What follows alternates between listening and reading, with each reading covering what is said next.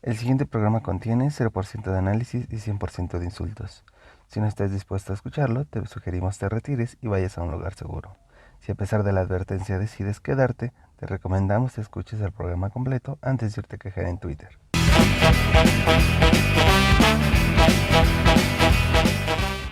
¿Qué onda, Pachuco, Cholos y Chairos? Sean bienvenidos a este podcast donde estaremos hablando y analizando todas las decisiones de nuestros representantes para poder entender sus decisiones y así pues hablar un poco de esa cosa sucia llamada la politiquería. Así que sean bienvenidos. Hoy nos encontramos transmitiendo desde Producciones Patito. Por eso Producciones Patito se encuentra en la mera cochinada de la ciudad, por eso es que van a escuchar un poco de ruido externo. Pero no se preocupen, hoy lo importante es la información.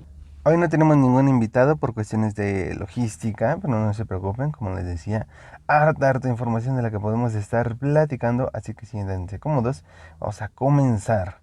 Desde el 15 de mayo, no, desde el día de la Santa Cruz, no fue el día de la Santa Cruz, desde el 15 de mayo nuestra ídolo, yo creo que sí es nuestra ídolo, Delfina Gómez, la creadora del sueño mexicano, eh, vieja candidata a gobernador del Estado de México, y muy posiblemente yo creo que este tipo de caricias al poder de este amor innato que hay entre Delfina y nuestra cabecita blanca, yo creo que tenemos ahí también de nuevo una futura candidata a gobernar algún estado o ser presidenta de la Cámara de Diputados o de senadores, ¿no? Porque vemos que a pesar de la poca experiencia, los pocos conocimientos que tiene Delfina, pues el presi la jala hasta donde él pueda. Entonces, el día 15, Delfina sale con una buena noticia, era Día del Maestro, estamos en Pachanga, todos felices y contentos, y nos informa que va a haber un aumento de sueldo en al menos 1 millón.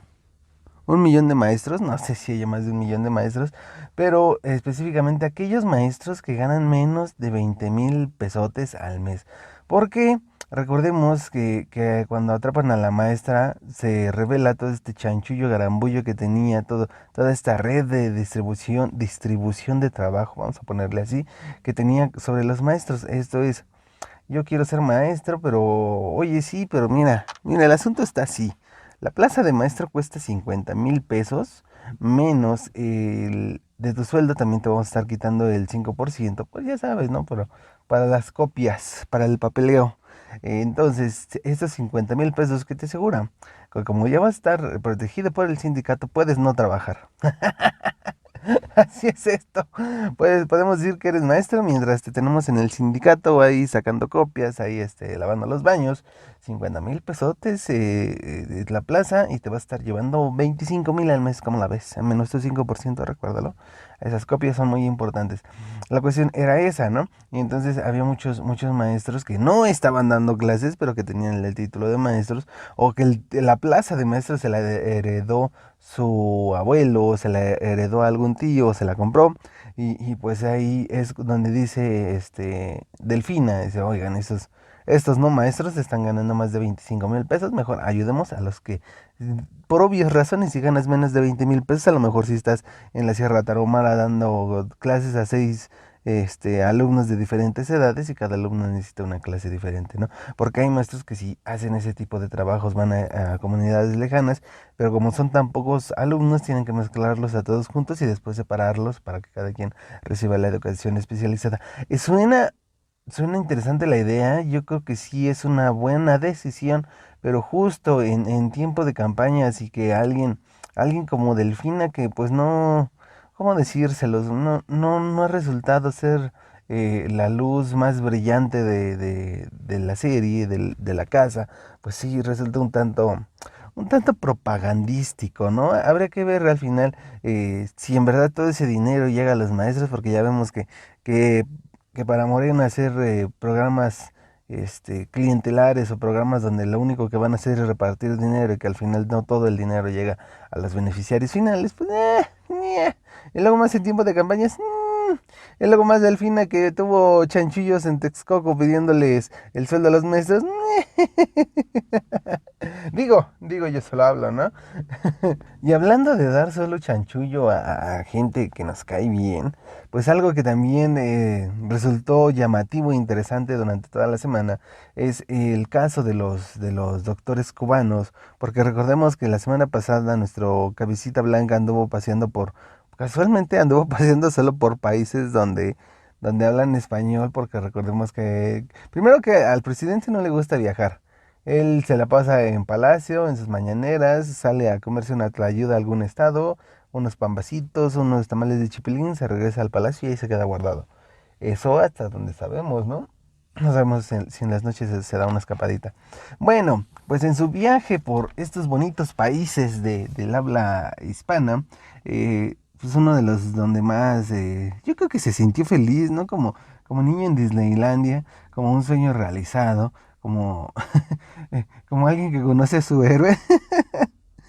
Pues llegó a Cuba y entre los dimes y diretes que anduvo diciendo, llegó a la negociación con el presidente cubano, que vamos a volver, porque ya lo hicimos durante la pandemia, a volver a contratar doctores cubanos, porque en el imaginario popular, bueno, no en el imaginario popular, los doctores cubanos son muy buenos, pero la cuestión es que no tienen los conocimientos actualizados ni la tecnología suficiente para ser de la misma calidad que, no sé, vamos a poner por ejemplo un médico suizo, ¿no? Que tiene la educación suficiente y la tecnología y puede acceder a la tecnología, por poner un ejemplo. Entonces, son buenos en el ámbito tradicional, son como, es que me recuerda, hay muchos doctores del IMSS que también son buenísimos, pero más allá de sus conocimientos es por la habilidad de poder hacer tanto con mucho, porque recordemos que muchos de los hospitales y doctores no reciben tanto presupuesto.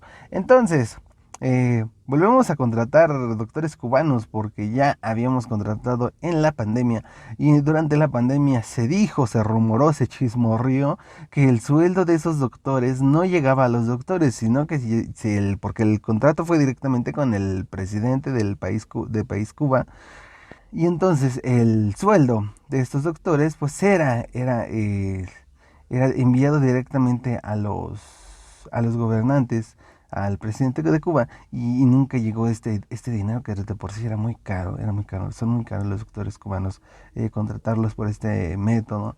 Pues no, ningún dinero le llegó a estos pobres doctores. Y lo mismo va a pasar con estos doctores a los que ya dijo el presidente que no, él no da ni un paso atrás. Él ya dijo que se va a hacer, y recordemos que es palabra de rey, lo que dice se hace, por todos esos lambiscones que hacen las cosas sin siquiera pensarlo, sin siquiera dudarlo. Y la justificación, aparte de que quiere mucho a Cuba, yo creo que se la pasó divertidísimo ahí fumándose un puro en la vieja Cuba, sintiéndose que estaba en 1960 a punto de la revolución e ir a golpear a Batista.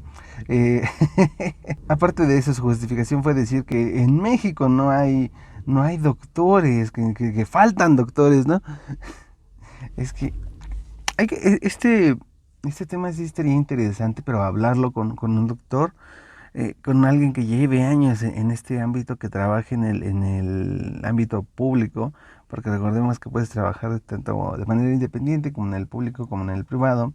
Y lo que decía Andrés Manuelovich es que no hay doctores, y que no hay doctores especializados en los conocimientos que tienen los doctores cubanos, que ya yo pondría en duda, o sea, son buenos doctores, tienen los conocimientos suficientes, pero siento que un doctor mexicano que ha tenido más acceso a la tecnología y a información más actualizada, pues obviamente es mejor, ¿no? Y, y sí estaría interesante traer a un doctor, porque me comentaba una amiga doctora, que para hacer la especialidad pues es un relajo. Es un relajo porque básicamente tienes que lanzarte como candidato a hacer un examen, y ese examen te mandan hasta San Juan del Diablo a hacerlo. En el caso de ella la mandaban hasta Chiapas o Oaxaca, cuando ella es de la Ciudad de México, y cuando aquí en la Ciudad de México también hacen ese examen. Y tiene que prepararse para ese examen, después tiene que ser aceptada en decir que el examen dice, sí, tienes los conocimientos suficientes, en la mera pistola, sí puedes tener tu especialidad. Puedes tener tu especialidad, después tienes que estudiar, comprobar que tienes que aprendiste lo suficiente sobre tu especialidad y de ser un especialista médico. Son años de estudio. Y después cada cierto año tienes que volver a hacer exámenes para comprobar que sigues teniendo los conocimientos suficientes. Y es todo un relajo para que al final el aumento que tienes entre ser un especialista, que varía, ¿no? Pero entre ser un especialista a ser un doctor médico general, pues no es muy alto. Me comentaba ella que la diferencia estándar entre ser especialista y ser un médico general, al menos en el caso que ella me contaba, que ella ganaba cerca o muy parecido a lo que gana un godín promedio, es decir, entre 8,000 y 10,000 pesos al mes, y que después de tanto estudio y tanto examen, el sueldo estimado que podría acceder fácilmente es de unos 15,000 pesotes al mes. Y cuando a estos doctores cubanos les van a estar dando por ahí de 100,000 pesos al mes por cada doctor que venga, que de nuevo no se los vamos a dar a los doctores cubanos, se los vamos a dar al gobierno de Cuba, porque al parecer el gobierno de Cuba está traficando con sus doctores y ya no sé qué tan cierta sea esta información, pero nos llegaban al menos aquí a México los rumores de que en Cuba las pocas personas que llegan a estudiar la universidad se les dice, a ver muchachones, este año o dentro de 4 años vamos a necesitar a 200 doctores, a 10 maestros, a 3 ingenieros, así que todos ustedes se van a estudiar medicina. Oiga, pero es que no, me da miedo la sangre, no me importa, yo te dije que vas a estudiar medicina y te va a gustar. Y eso era lo que nos decían, entonces estaríamos hablando de una fabricación de médicos a lo bastardo, a lo en masa. Cuando los estás obligando y no les estás dando el conocimiento suficiente, pues yo no pondría mis manos en alguien con esas cualidades, con esas características, ¿no? Pues veamos al final ese amor que le tenemos a Cuba, cuánto nos vamos a gastar en este caprichito. Saltaron los médicos mexicanos a decir, oiga, no seas baboso. En México también se producen bastantes, muchísimos doctores, muchos de ellos muy buenos, algunos, algunos mañosos, porque también hay que decirlo, ¿no? La medicina llega a ser un tanto mañosa, hay historias donde un doctor puede pedir y pedir y pedir medicinas y seguir pidiendo estudios y te dice, ve a hacerte este estudio en este laboratorio y cuando llegues a este laboratorio pide que te atienda este doctor y que vas de mi parte. Eso me pasó cuando estaba presentando síntomas COVID por allá del 2020. Llegamos a un hospital particular y nos dice, vamos como, para que te entiendan, oficialmente de la pandemia llevamos como 15 días.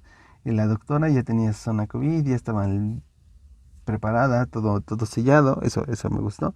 Pero nos dice, ya tengo el tratamiento con el que los voy a curar. Y dije, chinga, está bien que estás muy chingona, pero si tenemos 15 días de esto, ¿cómo? Y empezó del otro lado del mundo, ¿cómo es que tú ya lo tienes? Y nos decía justo esto, ¿no? Necesito que se vayan a hacer la prueba en este laboratorio. Cuando lleguen a este laboratorio, vayan con este doctor para que me envíe los resultados, ¿no? Y cuando en esos días yo andaba muy mal, días después cuando ya me recupero, reviso la hoja que me había dado, reviso el laboratorio al que nos había mandado, no estaba dentro de la lista de los laboratorios que estaban confirmados que eran seguros que sí te hacían la prueba, y se me hizo súper raro el nombre de este doctor, no lo busqué, pero sí vi que decía prueba COVID con B de burro, cuando todos escribían COVID con B con B, con V. Porque recordemos que COVID es la abreviatura de coronavirus. Entonces sí, en México hay también chanchullo con los doctores, con muchos de ellos que cobran o hacen chanchullo con sus pacientes, ¿no? Cobrándoles de más, inventándoles enfermedades que no existen, siendo un poquito mañosos. Pero pues también hay muchísimos doctores que como le decía, que ganan lo que un godín promedio y que están salvando vidas. Entonces él prometió que el próximo martes, déjenme ver qué día es, que el próximo martes 24 de mayo va a abrir una lista de todas las posibles vacantes que hay para médicos en el país. Que en una entrevista que escuché nos decía una médico que también seguía mucho este tipo de listas, que muchas están desactualizadas, que muchas no están centralizadas. Es decir, se supone que para rápidas habría que haber una sola bolsa de trabajo, pero que dice que hay chorrocientas y que es difícil seguirlas a todas.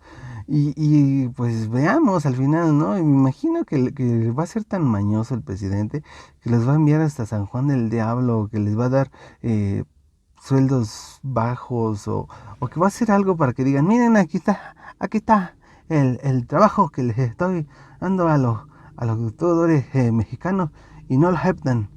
Entonces, por eso vamos a traer doctores, doctores liberales, doctores demócratas, doctores cubanos. Vamos a ver, al final es una lástima que se medie, que se negocie con la salud de los mexicanos, ¿no? Que se juegue con ella. Ya vimos desde el principio que no se ha dado las suficientes medicinas, que siempre llega al IMSS gente que no es su ramo, ¿no? Recordemos que para allá anduvo Antonio Tolini un rato trabajando en las oficinas del IMSS. Y como última nota, ya para despedirnos, para agradecerles que se hayan aventado este podcast en solitario, hoy que no tuvimos invitados, déjenme ver nada más una cosita. Empiezan las elecciones en 6 estados, déjenme ver, al parecer son 6 estados. En 6 estados este próximo junio en México, que son 6 estados, es un gran avance, es un gran dato estadístico para saber cómo prepararnos para las elecciones del 2024. Hay que recordar que en las elecciones del 2018, del 2021 vimos una decadencia en la popularidad del partido Morena. No fue la suficiente para ganar todas las alcaldías en la Ciudad de México. En algunos estados se quedó muy cerca, en algunos arrasó, en donde ganó Morena arrasó con todo. Pero ya lo vimos en la encuesta famosísima de revocación de mandato, que no vemos que sí hay una decadencia en su popularidad, en su arrastre, en su poder. Entonces estas elecciones nos están sirviendo para 3 cosas. La primera, que tendría que ser la más importante, tener gobernadores que sean los más capaces en estos ámbitos. La segunda, que es para saber cómo vamos, ¿no? Como país, cómo vamos como país y como movimiento. ¿Cómo escribirse movimiento político? ¿Cómo van los partidos mejor dicho, ¿no? ¿Cómo van los partidos políticos con relación a su popularidad? Y la tercera, que está sirviendo de campaña para muchos presidenciables.